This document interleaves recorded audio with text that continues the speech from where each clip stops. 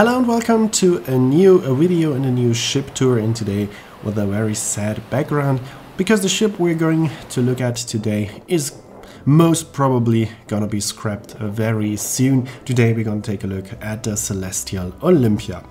The ship is going to be replaced by the former Aida Aura, now called Celestial Discovery, and according to the Royal Caribbean blog, this ship is already sold to a scrapyard in Turkey. So that's why we're gonna take a look at this beautiful ship now, even though this is not a chronological order and that my videos are usually posted. The ship was built in 1982 as Song of America for the Royal Caribbean Cruise Line, and this is considered to be the first proper Royal Caribbean cruise ship and the base of all the later cruise ships of Royal Caribbean. We will see that later on. So this is a ship with a very interesting history, but unfortunately this story will end very soon as the ship is probably gonna be scrapped soon. Also, I have to tell you that this video will not have the same quality like my other ship videos. I was very unfortunate, and due to a chain of mistakes and problems and errors, part of the ship tour is unfortunately lost forever,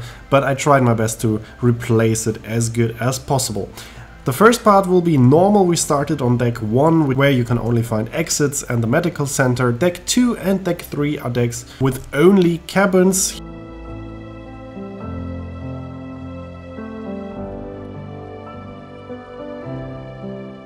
Here we can take a short look into a cabin hallway. We'll see one later on again. So we can also skip this deck and go straight to deck 4, which is the first deck with public areas. So as you can see, this is a very traditional old school ship. I would say it is the last real cruise ship that has not been refurbished to a level where you cannot recognize it as an old ship anymore. This ship is still original. You can still feel the atmosphere of traveling on a cruise ship in the 80s and the 90s, and this is what makes these ships so unique, and that's why it is so sad that we will lose this ship in the very near future. Here on the left side we have a small jewelry store, and now we are at the reception area. Right in front of us is the main reception, which is taking care of all your questions and problems, of course. Here on the left side we have the shore excursions office, where you can book your excursions in the ports. On the right side we have the entrance to the tax and duty-free store, of course now closed. As always, I made this ship tour very early in the morning. Here we have a small library.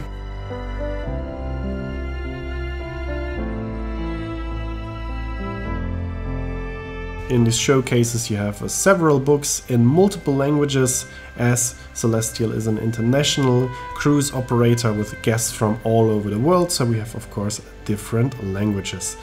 And here we are at the Aegean restaurant, the main restaurant on board. Of course it was also still closed at this time, but we can take a look inside with some videos that I took later on. It is a very nice restaurant.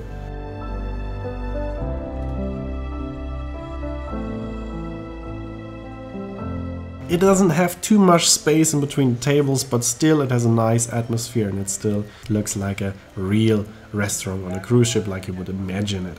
This is what I like about this ship. It really looks like a cruise ship. Some of the newer ships just like a hotel, but this ship still has this maritime atmosphere. Here we have another shop. This is a shop where you can buy travel essentials and snacks, and that's already it for this deck. Mostly here on the left side we have another small lounge area, and now we've already seen everything on that deck, so we can fastly walk to one of the main staircases and go up one more deck. And now we are on deck number 5. Here we have the Muse Lounge, which is the theater lounge on board. So we do not have a classical theater, but we have this lounge that is used as a theater. This ship was one of the first ships with the design idea to put all the public areas in the back of the ship and the cabins to the front of the ship, so you have less engine noises in the cabins. That's why this ship is built a bit different, and that's why we have a theater here in the middle.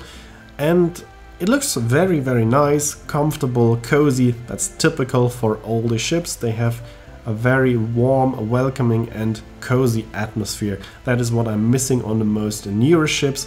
Although I have to say that this looks quite modern in somehow, as the style of the 80s and the current style that is now modern are somehow the same, because the modern style is a retro style, and at some point I was not sure which part of the ship might have been refurbished and which part might be original from the 80s, because the design nowadays looks a bit like the 80s.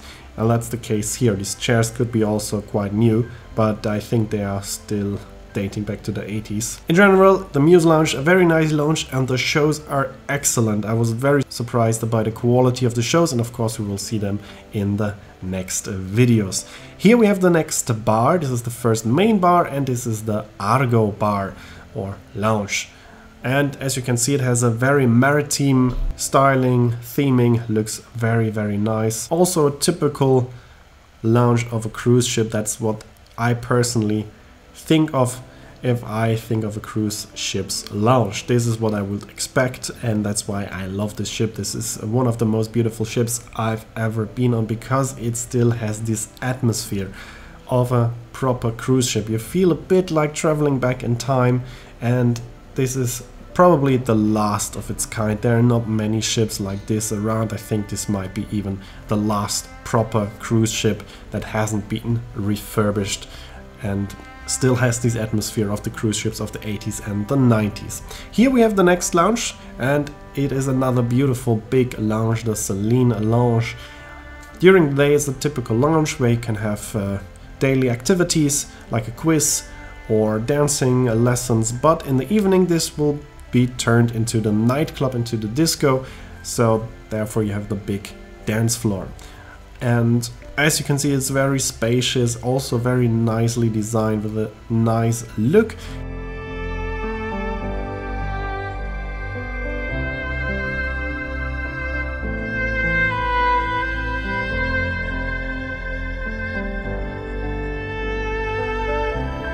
Here at the aft we also have a card room included in this bar, also used to play PlayStation games for the kids on board.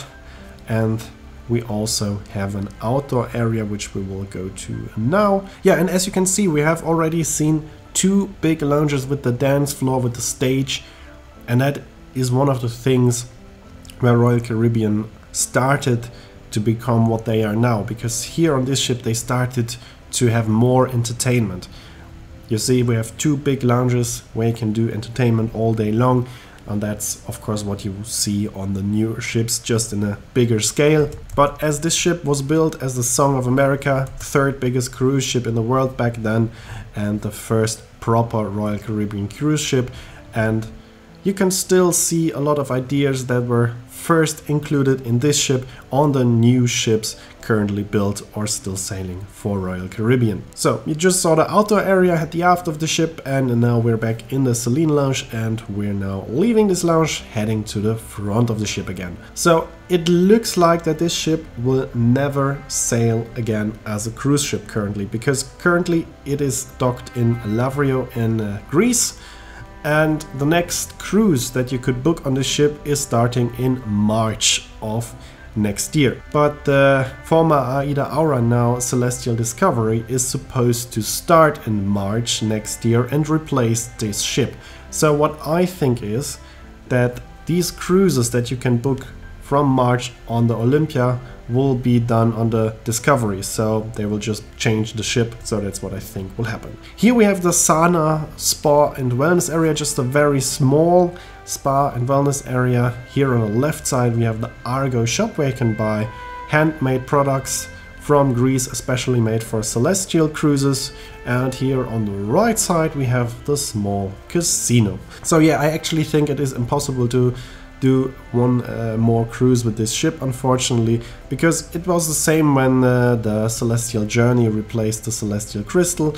They still had a lot of cruises bookable with the Crystal, but as soon as they implied the Journey on the website, they just changed the cruises that the Crystal were supposed to do to the Journey, and I think they will do the same with Olympia and Discovery, unfortunately. So I think I was one of the last passengers ever to travel on this very beautiful and interesting ship.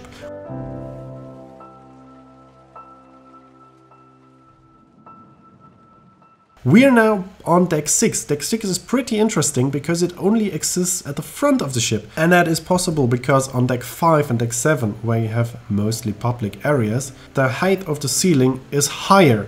But in the front part, where there are only cabins, we have the standard ceiling. So there's space for one more deck in between, which is deck 6 that only exists at the front part of the ship. Here we are on deck 7 now, and on this deck we have a lot of outer areas. We have a nice promenade, which is usually closed in the night at some parts. So here I found a period during the day when there was almost nobody on board, so I had a bit of time to show you this area during daylight when it was open. And this is one of the nicest areas on this ship, and what makes this ship unique compared to other newer cruise ships, because you have a lot of outer areas. Even at the front of the ship, the nicest place where you can go to have a look. For example, if the ship is sailing into a nice port, this is a perfect place to go and enjoy. For example, the sail away or the sailing into a port. And on most newer ships you will not have any of these outer areas. Here on this ship you have several outer areas in the front. We can go down one deck and there's another outer area, and you have another nice view over this beautiful bow. It is a proper ship's bow with a nautical mooring area still visible. This is now covered on most cruise ships. Here it is still visible. It looks like a proper ship, and I love that. And I think there are not many cruise ships around that still have a mooring area visible at the bow. So if you do know another cruise ship that has a bow like this, just write down in the comments which ship it is, and I will try to make a ship tour on that ship as well. We're now back, and unfortunately we are now at the part where I cannot continue my ship tour as planned. From now on we can just see short video clips and because the data is lost forever. That happened for multiple reasons, but before, let me tell you where we are right now. We are now at the aft of the ship, still on deck number 7. We're in the middle of the ship. On deck 7 we have cabins, and here at the aft we have another bar. This is the Eclipse bar, as it is a bit hidden, not in the main area of the ship. It is usually a bit calmer, but still with a lot of nice entertainment in the evening. And if we continue to the back of the ship, we will reach this big outdoor area, which also holds a sports area where you can play games covered by a net. So let me tell you what happened. If you take a video on a GoPro, which is longer than a certain time, it will divide it into 2 videos and give the second video a new name. In this case, with a 2 on the front, so it appears somewhere else on the memory card. Apparently I forgot to save this data when I made the backup of the memory card. That wouldn't be a big problem. Meanwhile, just to let you know where we are now on deck number 8, where there is only a small promenade and the gym and the sauna, which we can see here. This is the gym of the... So, that wouldn't be a problem, but unfortunately later on this memory card got an error. So I would have to retrieve the data, which would be also still possible.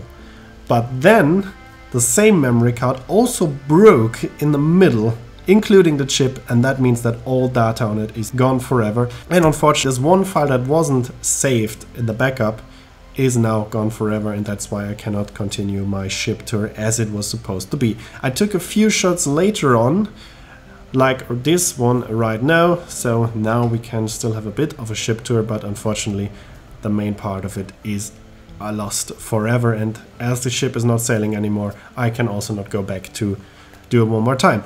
Here we are from deck 8. We took half a stair up, and then we went another half stair up, and now we are on deck 9, and here we are at the front of the ship. And this is a part that was added later on, and here we have the nicest cabins on board. Here we have the suites and the balcony cabins. There are just very few of them, just here in this front area. Now we can go back. We have to go this half stair down again, and then on the other side up again, and then we continue our tour on deck 9, unfortunately with pictures and short clips as explained.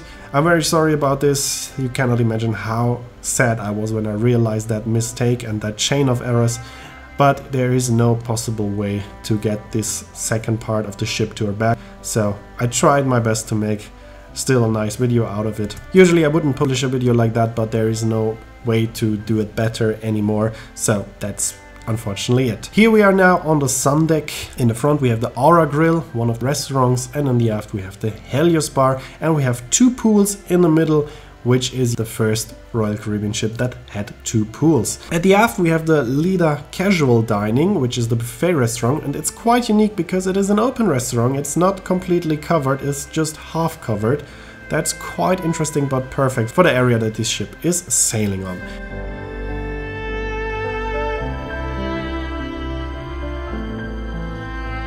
Now we went up another deck and we're now on deck 10, and here we have another promenade around the pool deck. And take a look at the pool deck from up here, and we have another bar here. In the front we have the Thalassa Bar. Here we can see it, and of course I have some more pictures for you. We can also see the Horizon Bar already, the former Viking crow's nest. This was the first ship to have a proper Viking's crown nest with a 360 degrees view. Here we can see the Thalassa Bar, and in front of the Thalassa Bar we have this huge sun deck, this huge open area, not wind covered, so it can be quite stormy here in the front, but it is another nice viewing area. And this is another point where I have to say that the Aida Celestial Discovery is a beautiful ship, but it won't have the same atmosphere like this magnificent ship, and it also has only just 1 viewing area in the front, so it's not the perfect replacement, as this ship is unique and it has an unbelievably nice atmosphere. And here we are in the nicest part of the ship, and this is the Horizon's Lounge, former Viking crow's nest. This is the first ship of Royal Caribbean to have this in a 360 degrees form all the way around the funnel, and of course this is now standard with the Royal Caribbean ships, so another sign that this was the first proper Royal Caribbean ship, and this is the ship that inspired all the later Royal Caribbean ships. So this is a piece of history, and unfortunately we will most probably lose this piece of history very soon. So I have to apologize that this video was not on the same quality level like my other videos. I tried my very best to still have a nice video about this ship. I hope you still enjoyed it. If you did, please consider to comment, like, subscribe, or share the video link. And of course, in the next videos we will see more of the ship, we will see the cabins, and yeah, here you can see when the next video will be uploaded. And as always, thanks for watching, take care, and see you in the next video.